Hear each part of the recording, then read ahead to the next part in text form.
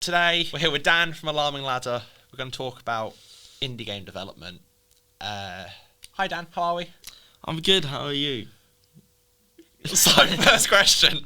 Do you want to tell us a bit about Alarming Ladder? Yeah, so Alarm Ladder is an indie game development studio. We're mainly based in Suffolk.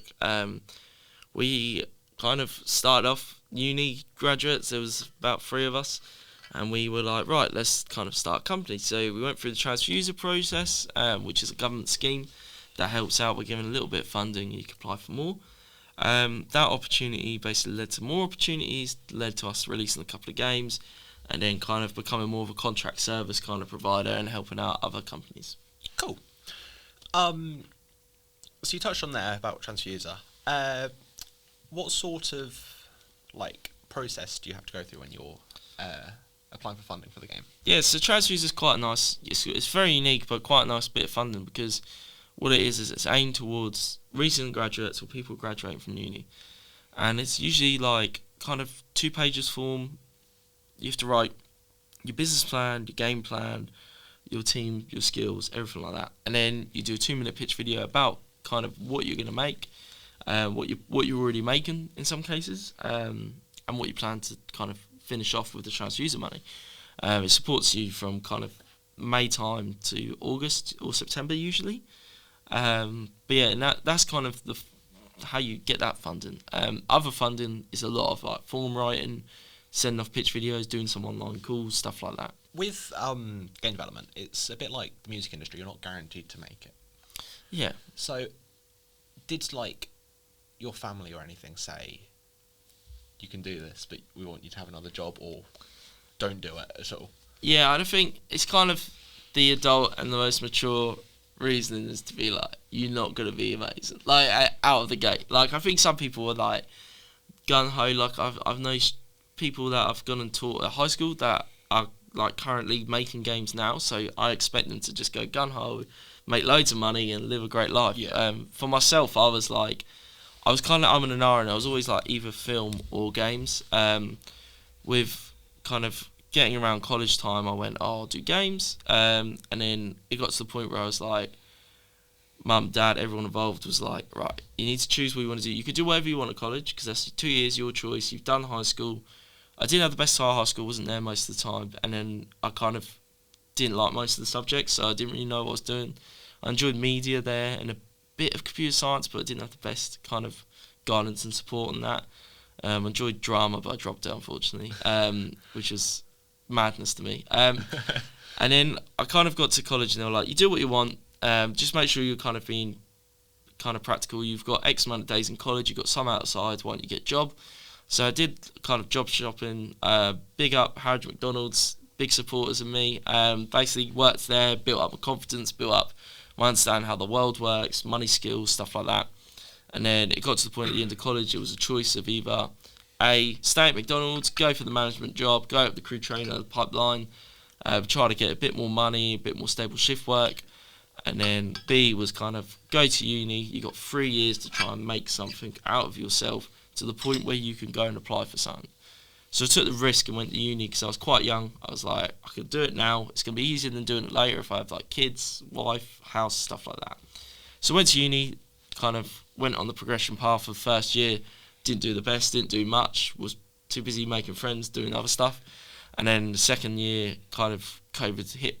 I think first year COVID hit in March. Second year was like all online, not the best experience. No fault to the uni because they didn't know what they were doing because it was a act of God that happened. And then third year was kind of the summer between second and third. I was like, I know what I need to do. Like, I'm going to do this. But my parents and like my family, friends have all supported me throughout all. I wouldn't say. I think my brother went into film and did a masters in film and stuff like that. So we've always been a bit creative. I think my mum had a lot of background in kind of being a TA and like working with kids, and now she's working in healthcare. My dad is like marine based. He was fishing when he was a kid, fishing when he was an adult, doing marine surveys now and like more fishing of all time. And I think because I couldn't fish, he was like, do whatever you want now. So with Alarming Ladder, from what I understand, it's quite a small, not a lot of people work there. How many people are on your team? Alarming like that. So currently, I'd say there's like maybe 3 core members. We started off with 2. We started off with 3, went down to 2, went up to 3, went down to 1, went up to 2, went up to 4, and then down to 2, and up to 3. So it's been a bit of a rocky process. I think I'm probably the constant of it. But it's all been to do with like kind of loss of funding and kind of some people just weren't enjoying it, went for other things, completely fine, reasonable. We've had loads of people dip in and out and stuff like that, but I think mainly we've been quite a small, like 3 or under kind of team. I've personally enjoyed that. I've not really had like an absolutely terrible relationship with other people on the team. There are some I wish I talked to more now than I did previous. But I feel like everyone got kind of good experience out of it and got something out of it. So I feel like nobody hopefully left in any sense of like, oh, I didn't get anything out of that experience. Yeah. But yeah, so now I think we're heading into a way of kind of shutting down the company, starting a new one up to be a 4-member team with kind of another indie company.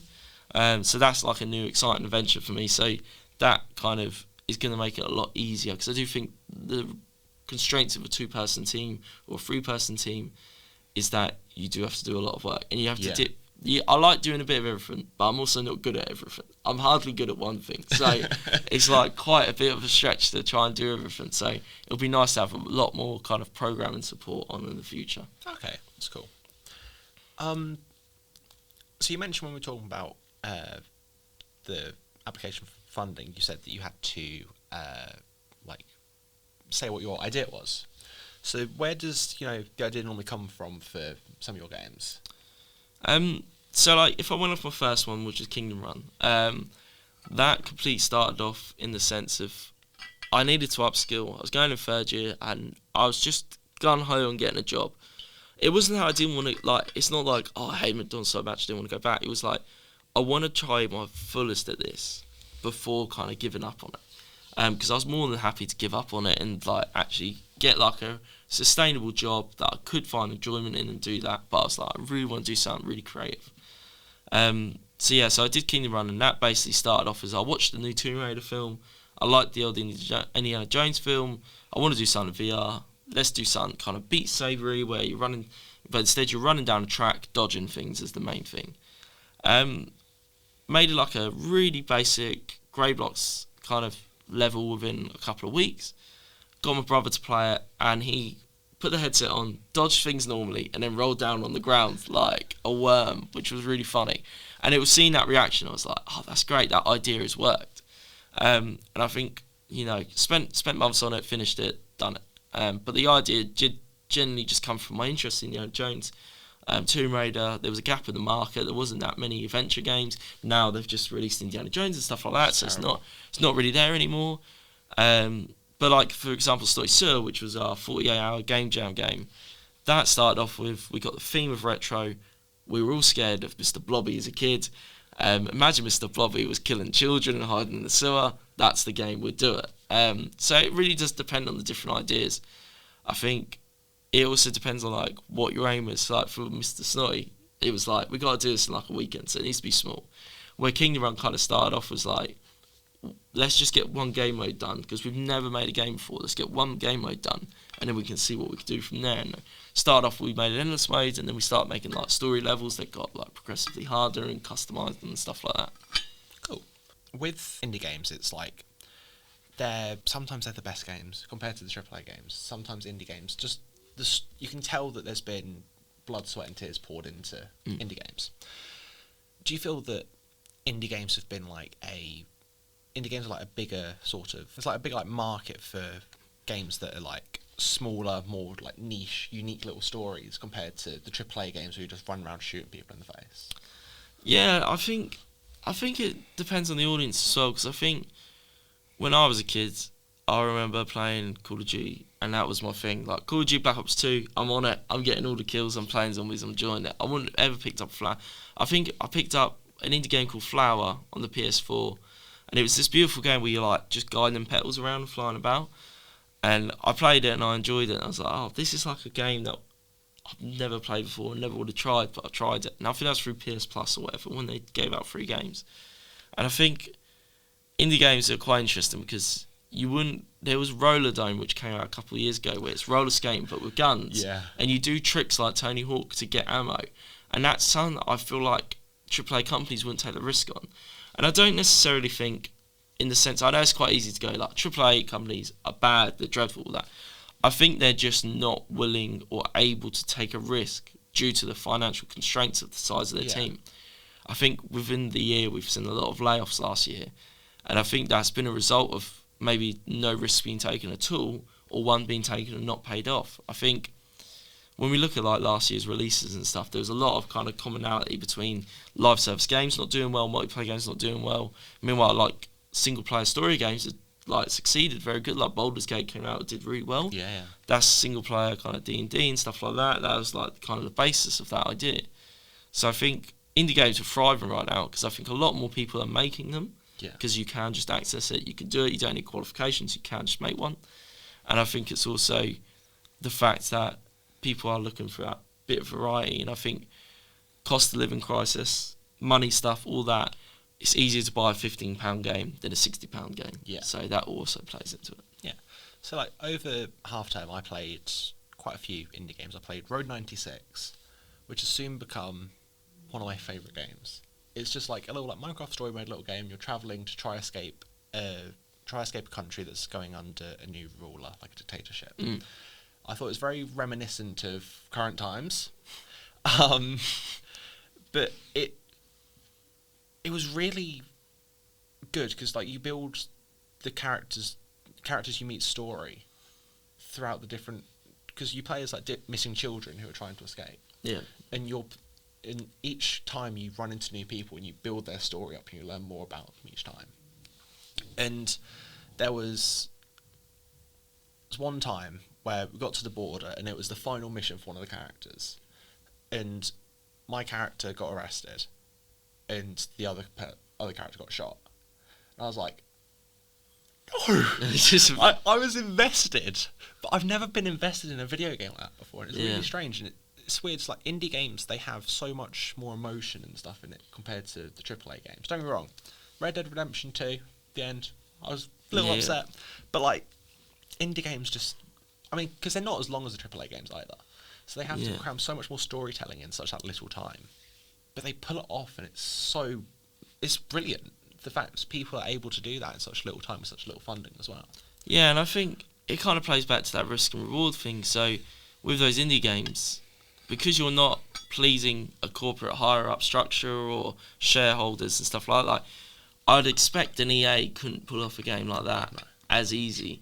I think what indie games and indie companies have is that personal voice and that heart and that passion to make what they do. Yeah. I think some really good games, like, for example, when we look at kind of what's happening in Russia and Ukraine, those Ukrainian devs making games based on the stories that they're currently living through, they're really impactful stuff, and there's a lot of games going through that. I think when we have seen like AAA games that have been really impactful, they're usually like World War I history based and stuff like that, because it's real stories that are kind of still attached to people. But I think indie games are so good at kind of, it's almost like film where you see the filmmaker in like a Scorsese film. In a lot of like, for example, Hazelight, who are the people that make It Takes Two, when I play a really polished co-op game, I know it's them because that's their kind of bread and butter. That's what they've invested their time and their passion into. And I think it's fair to say nobody makes a co-op game like them. They're so good at it. Yeah. Even Overcooked's like, for if you want to shout at your friends. Meanwhile, It Takes Two is like you try to support each other along the way. I played Overcooked with some of my chefs from work, and I've never been more stressful playing a video game in my life. The people who made It Takes Two, they brought a new game out recently, haven't they? Yeah, Split Fiction. Yeah, that's meant to be really good. Me and Ollie were talking about it. Yeah, it's already got like top marks and everything. I need to pick it up really. But they also do whole thing with like money costing and stuff like that. If you buy the game, someone gets it for free. It's a brilliant idea, and I think it's such a good concept, especially for multiplayer games. But I mean, those sort of stories, they like thrive off of, like, I mean, you can't play without another person, can you? Yeah. Whereas there was a game EA released, I think it was like A Way Out or something like that, where you were like in prison. Oh yeah, same people. Yeah. Oh, is it? Yeah. I don't think you got a friend code for that one. I'm not sure because I think so. EA started something called EA Originals, and that's when they started funding like indie companies. And I Yeah. think EA gets a lot of shtick for like FIFA and stuff like that, but their EA Originals program is really good because it's given those independent people voices and a platform to release. I think the biggest hurdle for indie games is marketing. I think TikTok's changed that game completely Yeah. because if you're good at TikTok, you can make games money easily.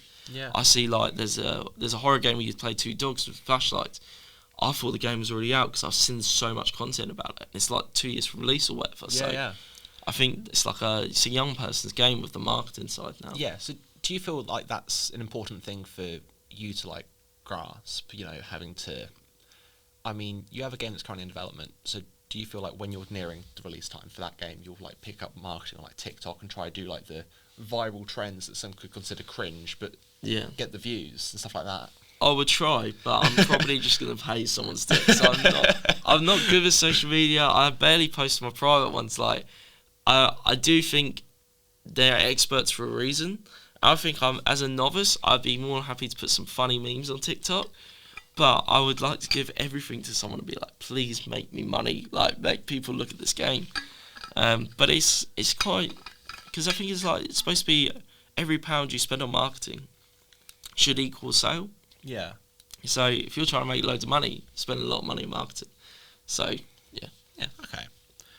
How long have you been like making games? Like, how old were you when you made your first game? Because obviously, with stuff like music, they should always say like, you know, start young, because you know if you start when you're my age, you're not going to learn in time to be, you know, good enough to be the next Ed Sheeran or something like Yeah.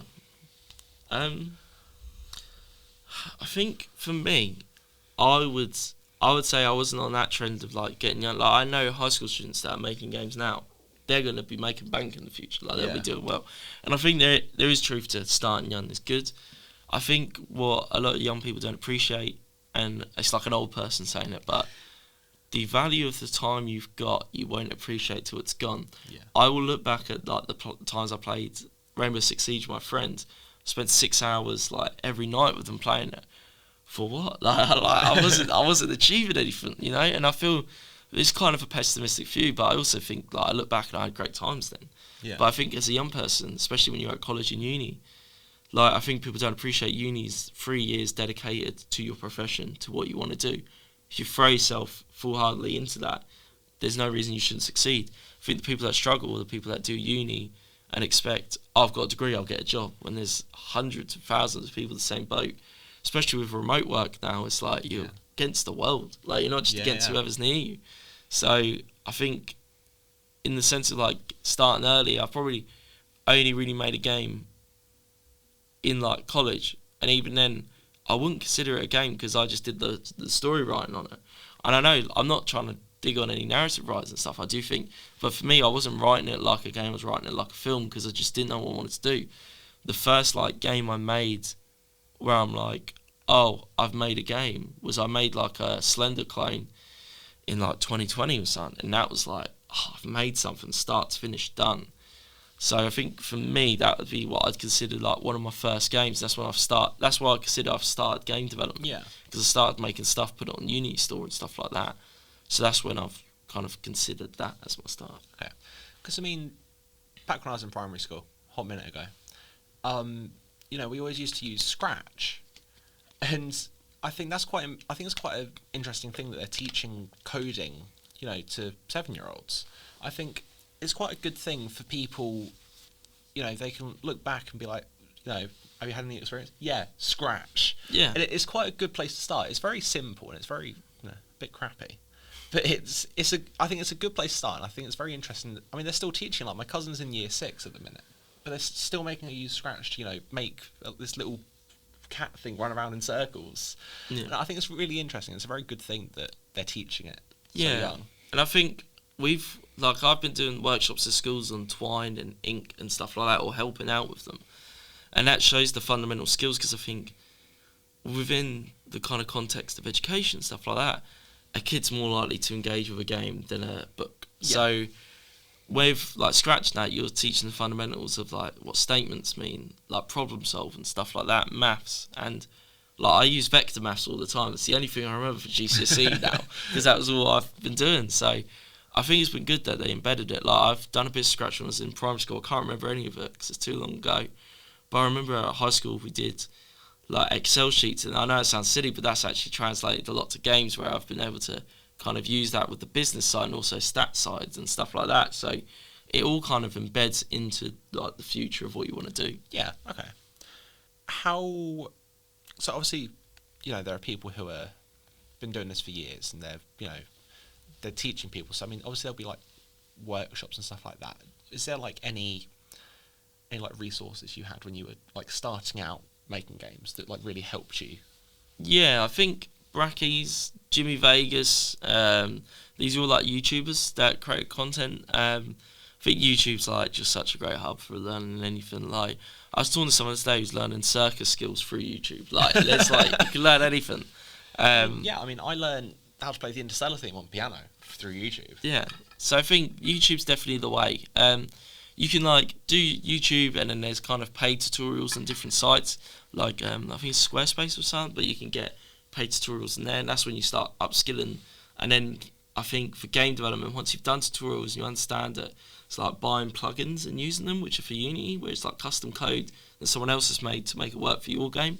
And I think that's when you start like building up like a bit more of an understanding of what's going on. Yeah. Okay. Cool. Obviously, same as anything, there's always going to be highs and lows of things. So could you like walk us through like maybe like 2 or 3 of the highest highs and the lowest lows you've had making games?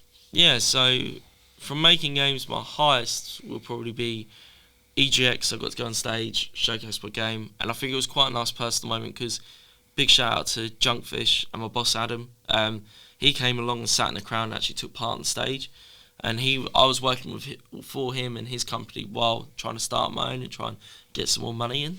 And it was kind of like, for me, that was like, oh, the community's there and like we're all supporting each other. It's really nice.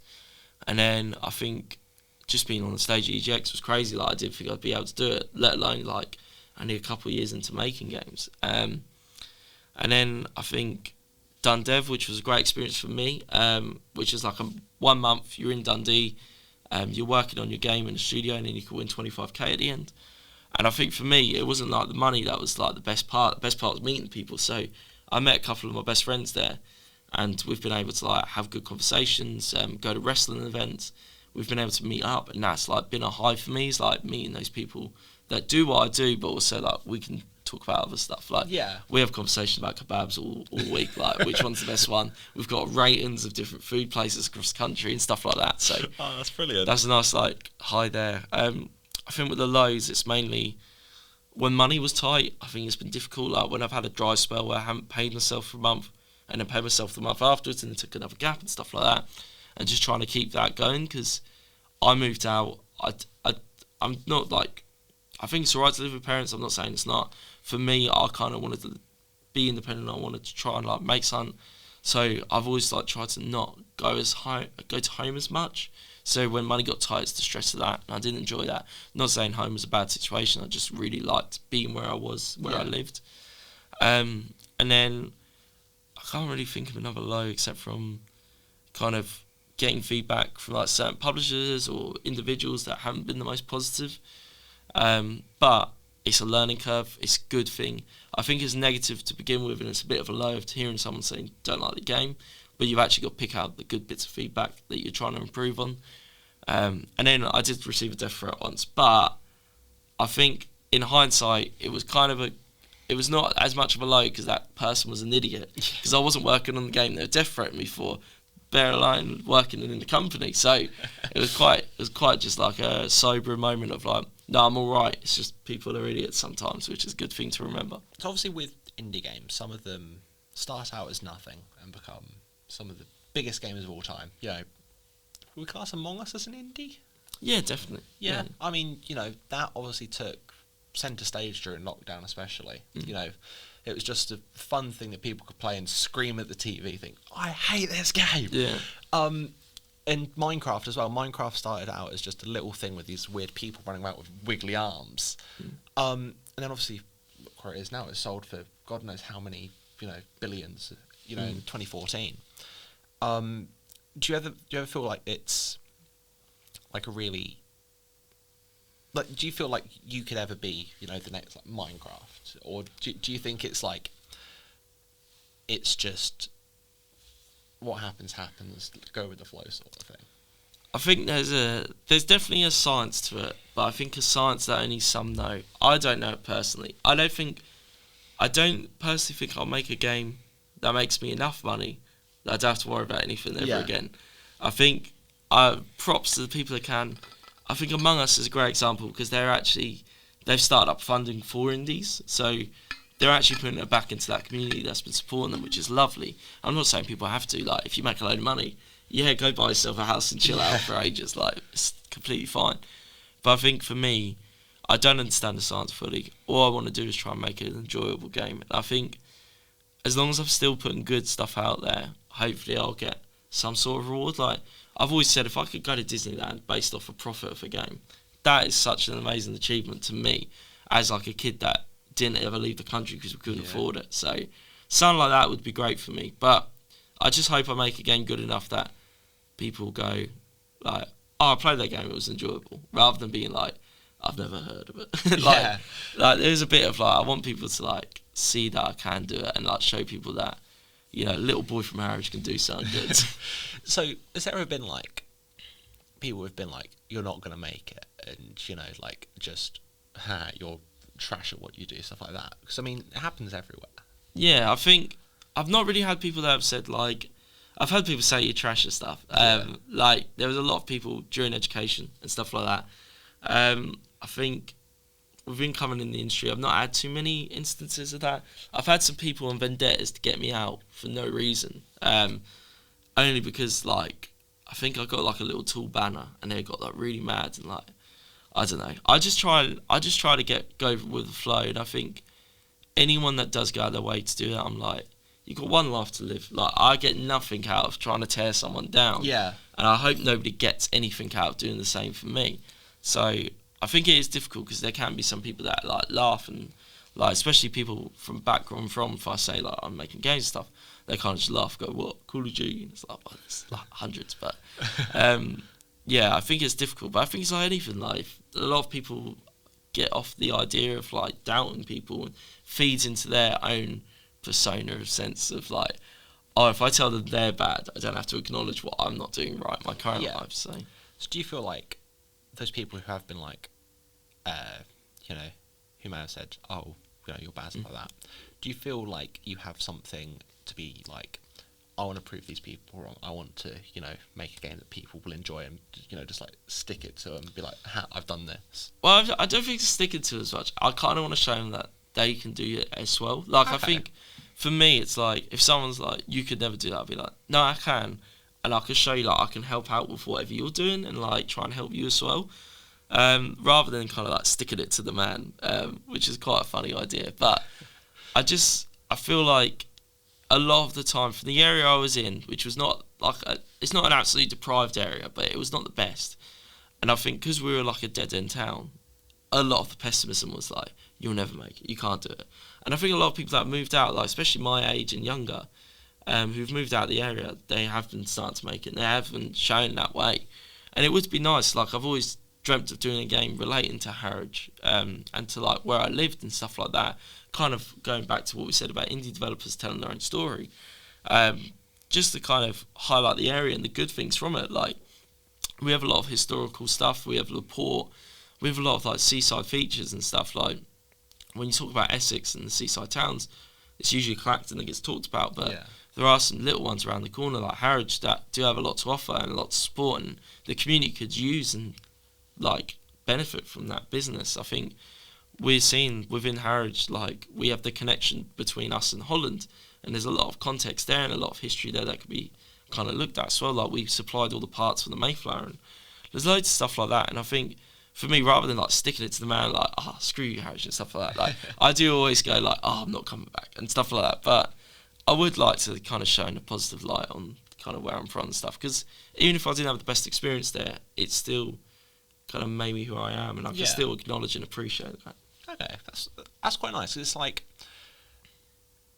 I mean, I'm not being funny. I'm not gonna lie to you. I got Harwich mixed up with Hadley just yesterday. I got them completely muddled up. So I mean, it's not a well-known place. No. So I think We're in Truck Simulator. We're in this Truck is Simulator. true. That's yeah. all we have. Yeah, that's the shining light.